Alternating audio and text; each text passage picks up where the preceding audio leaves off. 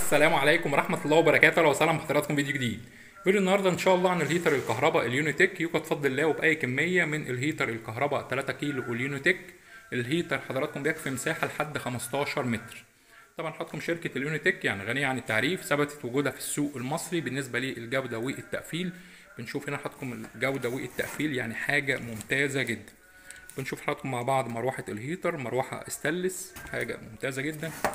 بنشوف حضراتكم الهيتر من الداخل، يعني بشوف حضراتكم تقفيل حاجة ممتازة جدا. بنشوف كمان حضراتكم بيانات مع بعض. الهيتر 3000 واط بيسحب 15 امبير. طبعا حضرتك هيتر زي كده عشان نوصله لازما سلك يكون محمل، يعني سلك مش اقل من 3 مللي، لان طبعا حضراتكم السلك اللي جاي مع الهيتر سلك محمل كابل، يعني حاجة ممتازة جدا.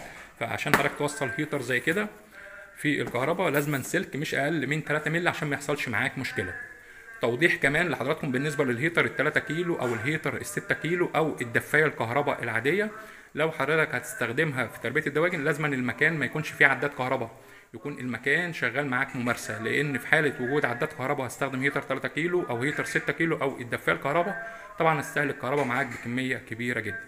حبيت اوضح حاجه لحضراتكم زي كده عشان بس ما تستخدمش حضرتك الهيتر ال 3 كيلو او ال 6 كيلو او الدفايه، وفي نهايه الدوره تكتشف ان حضرتك مصاريف الكهرباء يعني ممكن تاخد مكسب الدوره معاك بالكامل.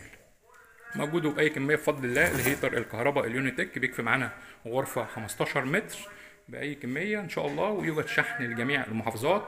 وعنوان المؤسسه حضراتكم في عزبه الهجانه مدينه نصر القاهره، ومن على اللوكيشن بتبحث من اي مكان عن مؤسسه ابو مالك بتظهر لحضرتك على طول. شكرا والسلام عليكم ورحمه الله وبركاته.